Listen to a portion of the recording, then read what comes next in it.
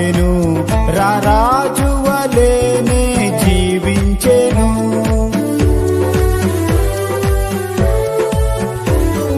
రాజు వలె మాట్లాడెను, రారాజు వలెనే జీవించెను. ప్రకృతి గతినే శాసించెను, సాతానును చితుగా త్రొక్కెను.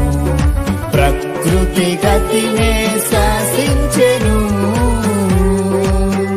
సాతానును చితుగా త్రొక్కెను.